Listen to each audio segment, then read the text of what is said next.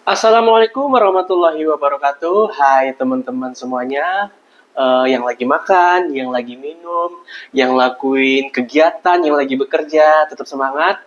Gak bosan-bosan bertemu lagi bersama kita berdua. Saya Guri. Saya Vina di acara Q&A seputar hukum.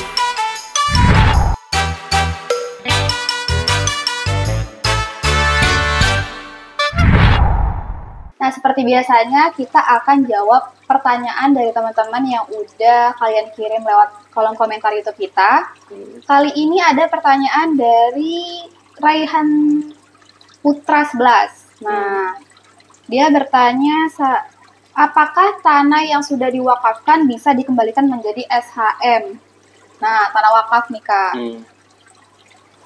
Misalkan kita ambil contoh, berarti seorang mewakafkan tanah untuk dibangun tempat ibadah. Nah, tapi ternyata ahli warisnya itu di kemudian hari menggugat tanah tersebut, mau diambil dan dikembalikan atas nama Menjadi hak milik dia gitu. Ya. Nah, kira-kira gimana tuh, Kak? Bisa nggak yang sudah diwakafkan kembali dalam SHM? Ya kalau sebenarnya nggak bisa sih ya kalau sebenarnya, tapi untuk masuk ke pertanyaan ini dan jawabannya, kita ulik sedikit ya tentang wakaf gitu ya. Jadi secara terminologisnya itu wakaf berarti menyerahkan suatu hak milik yang tahan lama zatnya kepada seorang nazir atau penjaga wakaf atau kepada suatu bagan pengelola dengan ketentuan bahwa hasil atau manfaatnya itu digunakan kepada hal-hal yang sesuai dengan ajaran syariat Islam. Nah, sebenarnya sih tentang wakaf ini kan udah lama hidup ya, khususnya di masyarakat Indonesia. Dan udah diatur juga dalam Undang-Undang Nomor 41 Tahun 2004 tentang wakaf dan Peraturan Pemerintah Nomor 42 Tahun 2006 tentang pelaksanaan Undang-Undang Nomor 41 Tahun 2004 tentang wakaf dan perubahannya. Nah, sebelumnya juga kan ketentuan wakaf ini sudah tercantum dalam Instruksi Presiden Nomor 1 Tahun 1991 dalam penyebarluasan kompilasi hukum Islam. Tepatnya pada buku 3, hukum perwakafan mulai dari pasal 215 sampai 229. Nah, dalam pasal 1 angka 1, wakaf adalah perbuatan hukum wakif untuk menyerahkan dan atau memisahkan sebagian harta benda miliknya untuk dimanfaatkan selamanya atau untuk jangka waktu tertentu. Ya, sesuai dengan kepentingannya guna keperluan ibadah dan kesejahteraan umum menurut syariat Islam. Tapi kan dalam persoalan ini kan yang diwakafkan itu tanah ya, dan kebanyakan orang Indonesia itu mewakafkan tanah dan bangunan. Nah, sebenarnya ada lagi nggak sih hal-hal lain selain tanah dan bangunan yang bisa diwakafkan? Ya, kalau kita merujuk dalam penjelasan pasal 49 huruf E, Undang-Undang Nomor 3 Tahun 2006 tentang perubahan atas Undang-Undang Nomor 7 Tahun 1989 tentang peradilan agama. Jadi yang boleh diwakafkan itu wakif bukan hanya bisa mewakafkan benda yang tidak bergerak seperti yang Vina bilang tadi, bangunan dan juga tanah. Bisa juga wakif mewakafkan benda yang bergerak, baik berwujud maupun tidak berwujud seperti uang, logam mulia, hak sewa, hak kekayaan intelektual, terus juga surat berharga, kendaraan, dan benda bergerak lainnya. Gitu, Vin. Terus, Kak, ada nggak sih perbuatan yang dilarang terhadap benda yang sudah diwakafkan itu? Jadi misalnya wakif ini kan udah mewakafkan. Misalnya aku mewakafkan ke kamu sebidang tanah. Terus kamu menyalahgunakan gitu tanahnya. Perbuatannya. Ya kalau untuk hal tersebut ya sebenarnya dilarang ya.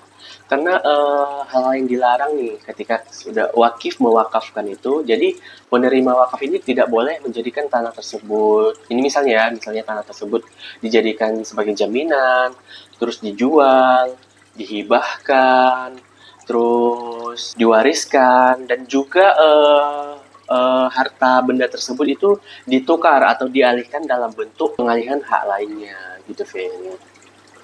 Tapi kalau misalkan ada seseorang dengan sengaja melanggar, hukumannya seperti apa, Kak?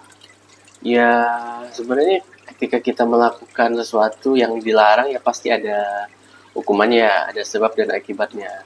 Dan kalau kita merujuk pada pasal 67 ayat 1 Undang-Undang Wakaf, eh, dia bisa dipidana penjara paling lama itu 5 tahun dan pidana dendanya itu paling banyak 500 juta rupiah.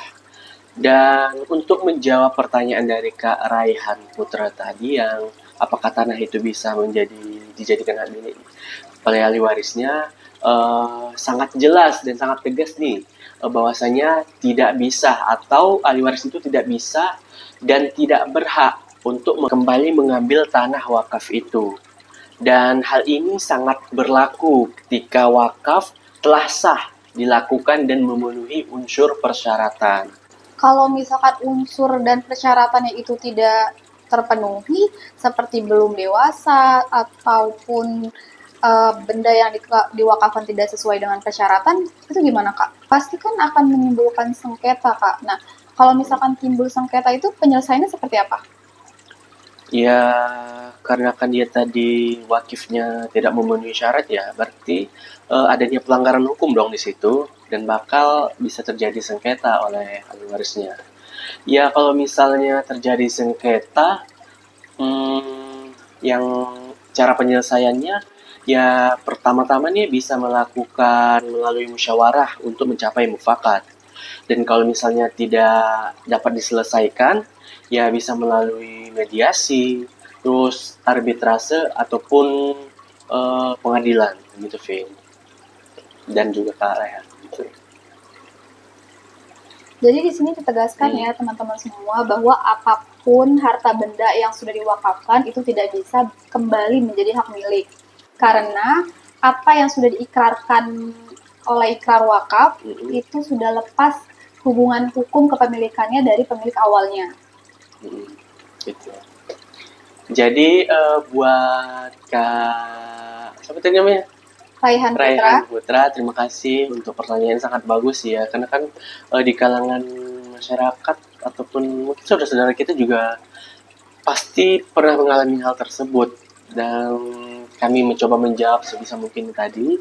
Dan semoga Kak Rehan bisa ya menambah pengetahuan lah sedikit tentang hal tersebut.